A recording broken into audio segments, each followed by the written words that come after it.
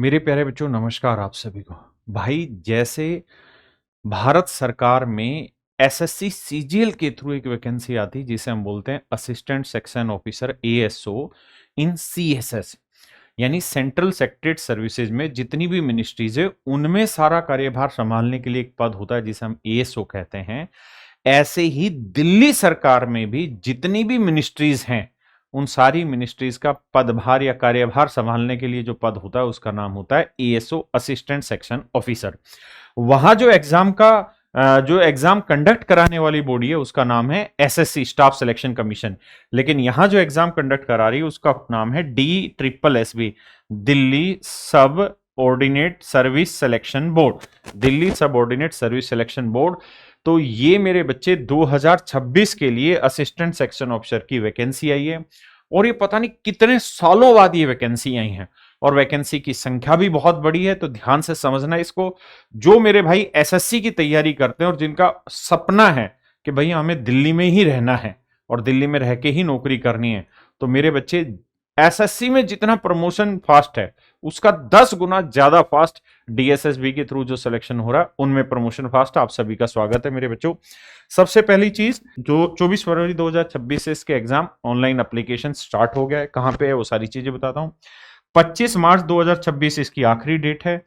जो परीक्षा कंडक्ट कराएगा वो Delhi subordinate service selection board कराएगा, government of NCT of Delhi से ही ये है। और जब आप डीएसएसबी की वेबसाइट पे जाएंगे तो पोस्ट कोड देखना, पोस्ट कोड आप देखेंगे 804/26। एडवर्टीजमेंट नंबर है मेरे बच्चे 01/2026। ये भर्ती विश्लेषण है। अब इसके अंदर क्या क्या चीजें हैं सारी चीजें मैं समझाऊंगा। जो तैयारी आप एसएससी की कर रहे हैं वही आपको तैयारी करनी, कुछ अलग से नहीं करना, बल्कि इसमें तो आसान है। मेरे प्यारे बच्चों, हमने भी एक बैच बनाया है ताकि आपको सिस्टमेटिक तैयारी हो और होली ऑफर के लिए हम 5 मार्च 2026 शाम 7 बजे तक इसकी जो फीस है वो मात्र 799 रुपए है। मैथ मेरे बच्चे मैं ही पढ़ाने लग रहा हूं क्योंकि इसमें सिलेबस थोड़ा डिफरेंट है। तो जितना सिलेबस आपके एग्जाम में आना है वो सारे का सारा लाइव मैं करा रहा हूं। पीयूष सर रीजनिंग पढ़ाने लग रहे हैं, इंग्लिश सत्येंद्र तिवारी सर पढ़ा रहे हैं और इंग्लिश का रोल इसमें बढ़ जाता है। उसका कारण बताता हूं, क्योंकि इसमें टायर 1 और टायर 2 होता है, यानी प्रीलिम्स और मेंस होता है। तो वो सारी कहानी समझाता हूं और ऐसे ही पूरी की पूरी टीम है सारे सब्जेक्टों की। देखिए मेरे बच्चे, टोटल जो वैकेंसी है वो 587 वैकेंसी है। पे लेवल 7 की होती है। एसएससी सीजीएल के थ्रू भी जब आप सेलेक्ट होते हैं एएसओ की पोस्ट पे, वो भी पे लेवल 7 का ही होता है। ग्रुप बी नॉन गस्टेड होता है, वहां पे भी ग्रुप बी नॉन गस्टेड होता है। तो 587 वैकेंसी है और ये जो 587 वैकेंसी है 3 अलग अलग डिपार्टमेंट में, ठीक है जी। 3 पोस्टें डीपीसीसी की हैं, 8 पोस्टें ड्यूसिप की है और जो मेन है वो है सर्विस डिपार्टमेंट, 576 पोस्टें। और मैं इन 576 पोस्टों पे ही चर्चा करने जा रहा हूं। अनरिजर्व कैटेगरी की 207 पोस्टें हैं, ओबीसी की 147 पोस्टें, एससी की 97, एसटी 43 और इकोनॉमिक वीकर सेक्शन की मेरे बच्चे 82 पोस्टें। मेरे बच्चे, इसमें जो एजुकेशन क्वालिफिकेशन चाहिए वो केवल और केवल ग्रेजुएशन चाहिए, और वो भी किसी भी यूनिवर्सिटी से, या ग्रेजुएट या उसके इक्विवेलेंट। और कोई एक्सपीरियंस की इसमें जरूरत नहीं होती, नील एक्सपीरियंस की आपको जरूरत होती है। और जो क्वालिफिकेशन है वो सारी आपकी 25 मार्च 2026 को पूरी होनी चाहिए। नहीं, 25 मार्च 2026 तक आप ग्रेजुएट हुए होने चाहिए, तभी आप इन पोस्टों पर अप्लाई कर पाएंगे। हाँ, एक चीज और, जो मैंने आपको यहाँ डिपार्टमेंट की कहानी बताई थी ना, तो देखो यार, ये सर्विस डिपार्टमेंट और डीपीसीसी 576 और 579 पोस्टों पे केवल ग्रेजुएशन की जरूरत है।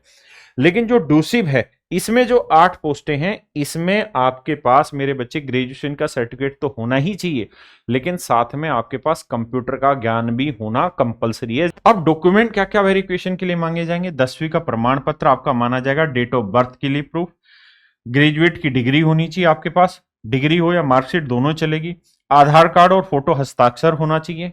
मेरे बच्चे, ओबीसी जो काउंट होगा वो केवल और केवल वही होंगे जो केवल दिल्ली का ओबीसी ले रखे होंगे।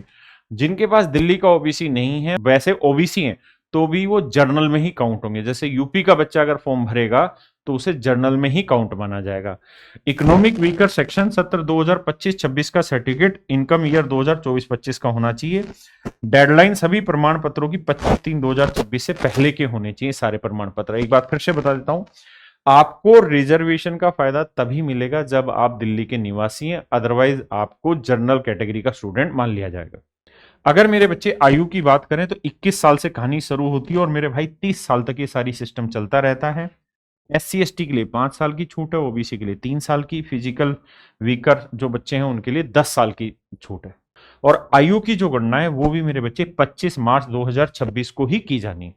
मेरे दोस्तों पे लेवल वही है 7, group B non gazetted posted है, इससे जस्ट अगला जो प्रमोशन है वो गस्टेड पोस्ट पे हो जाता है। अब मेरे बच्चे हम बात करते हैं कि इसमें सिलेक्शन लिया कैसे जाएगा, इसके पूरे एग्जाम पैटर्न को डिकोड करते हैं। मेरे बच्चे पहले होता है टायर 1, टायर 1 मात्र क्वालिफाइड होता है, यानी आपको क्वालिफाई करना होता है। असली जो डिसाइडर है वो है मेरे बच्चे फेज 2 या जिसे हम टायर 2 कहते हैं। टायर 2 के आधार पर ही आपकी जो मेरिट बननी है वो यहीं से बनती है। और टायर 2 में 2 पेपर होते हैं। पहला पेपर जो होता है वो ऑब्जेक्टिव होता है और दूसरा जो पेपर होता है वो डिस्क्रिप्टिव होता है ना। दोनों ही पेपर टायर 1 और टायर 2 दोनों ही ऑनलाइन मोड में होंगे और सेकंड वाला डिस्क्रिप्टिव पेपर होगा। टायर 2 में 2 paper, paper 1 paper 2। Paper 1 online computer based test होगा और पेपर 2 डिस्क्रिप्टिव लिखने वाला टेस्ट होगा। क्या क्या सिलेबस वो सारी चीजें बताता हूं। टायर 1 की अगर हम बात करें तो 2 घंटे में 200 सवाल सोल्व करने और 200 नंबर के होते हैं। क्वालिफाइंग नेचर का होता है। क्वालिफाई के लिए कहानी ये कि अगर आप जनरल स्टूडेंट हैं तो 40% नंबर ले आएंगे, मतलब 200 में से 80 नंबर ले आए तो समझो आप क्वालिफाई कर गए। अगर आप ओबीसी के, और ओबीसी ध्यान देना दिल्ली के हैं, तो 35%। और अगर आप SC ST P physical handicap बच्चे हैं तो 30% नंबर लाने आपके लिए कंपलसरी है। और देखिए एक्स सर्विसमैन के साथ क्या कहानी है, जैसे मान लीजिए एक्स सर्विसमैन ओबीसी कैटेगरी का एक्स सर्विसमैन है तो उसके लिए 5% की अतिरिक्त छूट मिल जाएगी, यानी ओबीसी को 35% में क्वालिफाई करना है, लेकिन अगर ओबीसी से एक्स सर्विसमैन है तो 30% में क्वालिफाई हो जाएगा। मान लीजिए कोई एक्स सर्विसमैन है लेकिन एससी एसटी या फिजिकल हैंडीकैप कैटेगरी से है, तो इसमें उसे 5% एक्स्ट्रा रिबेट मिल जाएगा। 5% एक्स्ट्रा रिबेट मिलने का मतलब है मेरे बच्चे उसको 25% नंबर लाने होंगे क्वालिफाई होने के लिए। टायर 1 का जो सिलेबस है 200 सवाल आने हैं, 200 ही नंबर के आने हैं मेरे बच्चे। सबसे पहले है जनरल अवेयरनेस 40 सवाल 40 नंबर के, फिर मेरे बच्चे रीजनिंग के 40 सवाल, फिर है अरिथमेटिक। और ध्यान रखना इसमें एडवांस नहीं आता, केवल और केवल अरिथमेटिकल एंड न्यूमेरिकल एबिलिटी आती है, 40 सवाल 40 नंबर की। इसके बाद मेरे बच्चे हिंदी लैंग्वेज एंड कॉम्प्रीहेंशन 40 सवाल 40 नंबर के, इंग्लिश लैंग्वेज एंड कॉम्प्रीहेंशन 40 सवाल 40 नंबर के। टायर 1 में इंग्लिश के भी 40 सवाल होते हैं और हिंदी के भी 40 सवाल रहते हैं। टायर 2 में इसी हिंदी के साथ खिलवाड़ होता है, वही समझाऊंगा। अगर मेरे बच्चे हम टायर 2 की बात करें तो टायर 2 में जो पहला पेपर होगा वो ऑब्जेक्टिव होगा, है ना। 3 घंटे ड्यूरेशन होगी, 200 सवाल आपको करने होंगे। जो डेस्क्रिप्टिव पेपर है वो 100 नंबर का है, उसमें ऐसे लेटर और प्रेसेज राइटिंग वगैरह आएगा। अगर टायर 2 के सिलेबस की बात करें मेरे बच्चे तो जनरल अवेयरनेस आएगा, फिर रीजनिंग आएगी, फिर अरिथमेटिक आएगा, और जो इंग्लिश लैंग्वेज एंड कॉम्प्रीहेंशन थे वो 40 के 40 क्वेश्चन ऐसे ही। यानी ये 160 नंबर का सिलेबस जो प्रीलिम्स में था वही same as it is mains में भी है। लेकिन प्रीलिम्स में टायर 1 में क्या था, हिंदी लैंग्वेज और कॉम्प्रीहेंशन के 40 सवाल आते थे। इसको बदल के टायर 2 में मेंस में क्या किया है, कंप्यूटर प्रोफिशिएंसी टेस्ट आपका ले रहे हैं 40 नंबर का। कंप्यूटर प्रोफिशिएंसी टेस्ट ले रहे हैं 40 नंबर का, तो मेंस में हिंदी अट जाती है, कंप्यूटर जुड़ जाता है 40 नंबर का। और जो मेरे बच्चे टायर 2 में जो सेकंड पार्ट है, जो डिस्क्रिप्टिव पेपर है, जो 100 नंबर का आना है, उसमें क्या है 50 नंबर का तो आएगा ऐसे राइटिंग करने वाला, ठीक है। 25 नंबर का आएगा लेटर राइटिंग करने वाला, और मेरे बच्चे 25 ही नंबर की आएगी प्रेसेज राइटिंग करने वाला, मतलब चीजों को समराइज करके लिखने का। देखिए यार, अगर आप एक सवाल ठीक करते हैं तो उसके लिए 1 नंबर मिलेगा हर सही सवाल के लिए, लेकिन अगर आप गलत करेंगे तो 0.25 मार्क्स आपके काट लिए जाएंगे हर गलत जवाब के लिए। प्रमोशन की बात करें तो सबसे पहले आते हैं नॉन गस्टेड पोस्ट, एएसओ पे आपकी एंट्री होती है। मात्र 3 से 4 साल या ज्यादा से ज्यादा 5 साल में आप बन जाते हैं सेक्शन ऑफिसर गस्टेड पोस्ट पे। उसके बाद आप अंडर सेक्रेटरी रैंक पर जाते हैं और उसके बाद आप डेप्टी सेक्रेटरी रैंक पे जाते हैं। जैसे ही आप सेक्शन ऑफिसर से प्रमोशन लेके ऊपर आएंगे तो आप ऑटोमेटिकली दानिश कैडर में शामिल हो जाते हैं, जिसपे कोई भी दानिश अगर एंट्री करता है तो अंडर सेक्रेटरी रैंक से ही एंट्री करता है। तो मेरे प्यारे बच्चों, मैंने आपको बताया कि DSSB के थ्रू जो एएसओ की पोस्ट है वो लगभग लगभग नहीं 100% एक्यूरेट आपकी एसएससी सीजीएल के बराबर ही है हर महीने में। तो कोई भी बच्चा जो सरकारी नौकरी की तैयारी कर रहा है, आपने किसी भी चीज की कोचिंग ले रखी है पहले से, दोबारा कोचिंग लेने की बहुत ज्यादा जरूरत नहीं है। और आप इस फॉर्म को भी जरूर भरें मेरे बच्चे, DSSB एएसओ और जिस भी भाई को तरीके से तैयारी करनी है तो हमारे इस बैच में शामिल हो सकता है। इस बैच की फीस है 799 रुपए। कैरियरविल ऐप पर जाकर अभी इस बैच में रजिस्ट्रेशन करा लीजिए। थैंक यू और होली की ढेरों शुभकामनाएं।